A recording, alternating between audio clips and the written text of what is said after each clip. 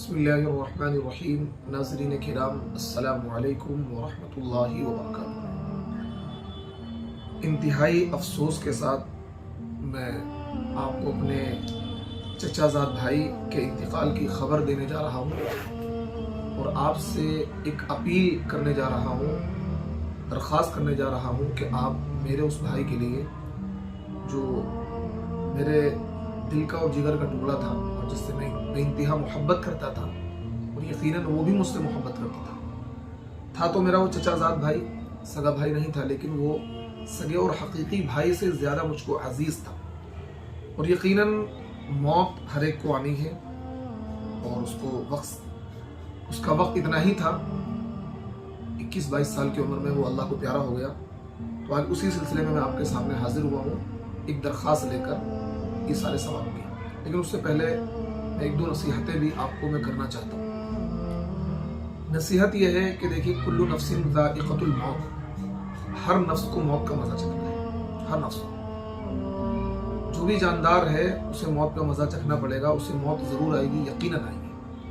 اور یہ کائنات، یہ چاند، یہ سورج، یہ جھیل، یہ جھرنے، ایک وقت آئے گا، قیامت آئے گی، یہ بھی ختم ہو جائیں گے۔ تو اس بات کو ہر وقت ہر شخص اپنے ذہن میں رکھے۔ خصوصی طور پر میں نوجوانوں کو مخاطب بنانا چاہتا ہوں، ان سے خطاب کرنا چاہتا ہوں کہ بات ذہن میں رکھیں کہ موت آنی ہے، یقیناً آنی ہے، تو مرنے سے پہلے مرنے کی تیاری کر لی جائے، کیونکہ موت کبھی بتا کر نہیں آتی، کبھی انسان کو وارننگ دے کر نہیں آتی، اشارہ دے کر نہیں آتی۔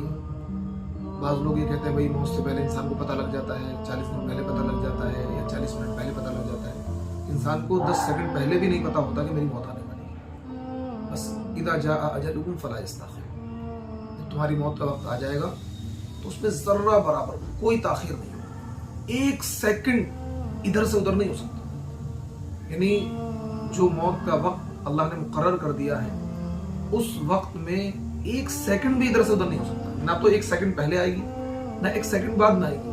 اسباب اور وسائل کچھ بھی بن جائے موت کے، لیکن موت اپنے وقت پر ہی آتی ہے۔ ایسا نہیں کوئی ایکسیڈنٹ ہوا تو اس کی موت آ گئی، یا اس نے زہر کھا لیا تو موت آ گئی، یا پھانسی لگا لی تو موت آ گئی، نہیں۔ جس کی موت جیسے لکھی، جس طریقے سے لکھی، اسی طریقے سے آنی ہے، اور وقت پر آنی ہے، وقت سے پہلے نہیں آنی۔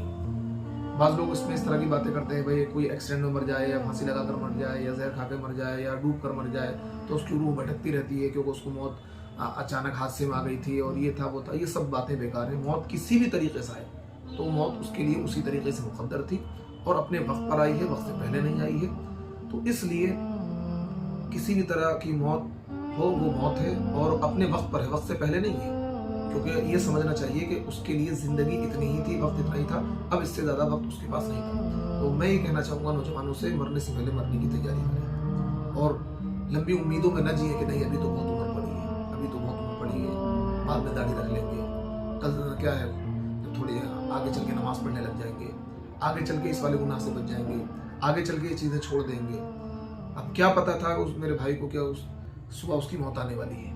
بہت سے ایسے حادثات ہوتے ہیں، کسی انسان کو پتہ نہیں ہوتا، 2 گھنٹے بعد 1 گھنٹے بعد اس کی موت آ جاتی ہے۔ تو اس لیے مرنے سے پہلے مرنے کی تیاری کرے، اور مرنے کی تیاری یہ ہے کہ انسان ہمیشہ ہمیشہ تو پاک صاف رہے، کوئی پتہ نہیں موت کس وقت آ جائے۔ باقی کی حالت میں آپ اللہ سے ملاقات کریں، ہمیشہ آپ کیا ہے نماز کا اہتمام کریں، ہمیشہ آپ گناہوں سے اپنے آپ کو بچائیں، گناہوں سے بچنے کی کوشش کریں، ہمیشہ اپنے آپ کو نماز کا پابند اور گناہوں سے بچنے کی کوشش کریں، اور شریعت کی پابندی کے ساتھ زندگی گزاریں، کیونکہ یہ زندگی زیادہ لمبی نہیں ہے، یہ کبھی بھی زندگی کی ڈور ختم ہو سکتی ہے۔ تو اس لیے موت کی تیاری موت سے پہلے یہی ہے کہ انسان ہر وقت پاک رہے، اور ہر وقت کی نماز کا اہتمام کرے، اور ہر وقت گناہوں سے اپنے آپ کو بچاتا رہے۔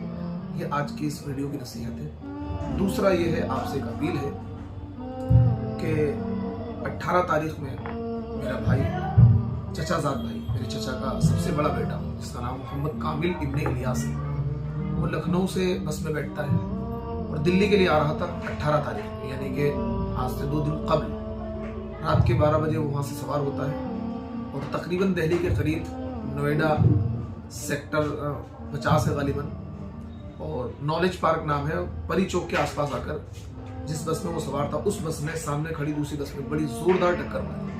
اس ٹکر لگنے سے اس والی بس میں جس میں سوار تھا، اور اس والی بس میں جو کھڑی تھی تقریباً 15 لوگ انجرڈ ہوئے، 15 لوگوں کو بہت زیادہ چوٹیں آئی اور 3 لوگوں کی موقع پر ہی موت ہو گئی۔ اس میں سے ایک میرا بھائی کامل، محمد کامل ابن الیاس بھی تھا، اور یہ واقعہ پورے نیشنل میڈیا نے اس کو دکھایا، اس ایکسیڈنٹ کو، آج تک نے اور NDTV نے اور ریپبلک بھارت نے، بہت سارے چینلز نے اس واقعے کو دکھایا اور اس حادثے کو دکھایا۔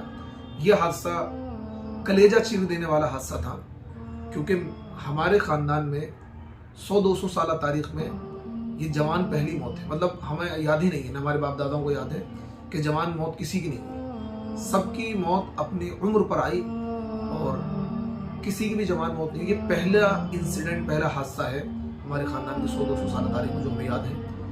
کوئی بھی جوان موت کسی بھی طرح، نہ تو ننیحال میں اور نہ ہی دادی حال میں کہیں جوان موت نہیں ہوئی، تو یہ بھی اللہ کا ہم پر ایک انعام تھا کہ جو جوان موت ہم نے اپنی آنکھوں سے، ہمارے باپ داداؤں نے اپنی آنکھوں سے نہیں دیکھی۔ اور یہی قرآن میں اللہ نے ارشاد فرمایا ہے، وَإِن تَعُدُّوا نِعْمَتَ اللَّهِ لَا تُحْصُوهَا، کہ تم اللہ کی نعمتوں کو گننا چاہو تو گن نہیں سکتے۔ یہی وہ چیز ہے، یہی وہ فلسفہ ہے۔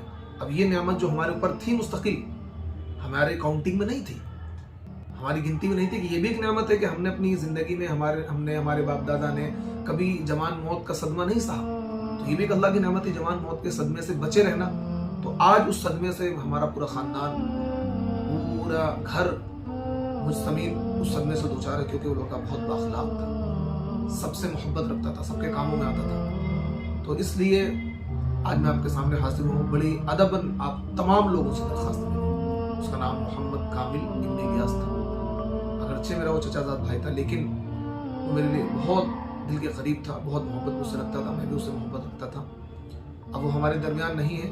18 تاریخ میں اس کا ایکسیڈنٹ میں انتقال ہوا۔ کل 19 تاریخ میں ظہر کی نماز کے بعد دہلی میں، جہاں میں مقیم ہوں، کھجوری میں قبرستان میں دفنایا گیا۔ میں نے جنازے کی نماز پڑھائی، اپنے انہی ہاتھوں سے اس کو دفن کیا، مٹی دی، لیکن ابھی دل میں اس کی یادیں وابستہ ہیں۔ تو اس لیے بہت غمگین دل کے ساتھ میں آپ سے اپیل کر رہا ہوں، جو بھی میری یہ ویڈیو دیکھیں، جن تک میری ویڈیو پہنچے، چاہے وہ ہمارے سبسکرائبر ہیں نہیں ہیں، ہمارے ویورز ہیں نہیں ہیں، جہاں تک میری ویڈیو پہنچے، سب سے ادباً درخواست ہے، کم از کم اتنا آپ ضرور کرنا، جو ائمہ ہیں، امام ہیں، علماء ہیں، ان سے تو خصوصی طور پر درخواست ہے، اپنی دعاؤں میں یاد رکھیں، اپنے مدرسے میں یا مسجد میں اس کے لیے کچھ پڑھوا کر ایصال ثواب کروا دیں۔